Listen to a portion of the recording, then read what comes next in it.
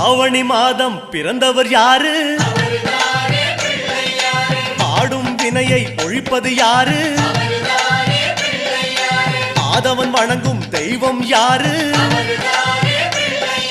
பூமியை தாங்கும் புண்ணியன் யாரு? அனலாசுரனை தின்றது யாரு? ஆணவம் நீக்கும் நாயகன் யாரு? முப்புரி அணிந்த மூலவன் யாரு? அவரும் வாழ்வது எங்கே கூறு?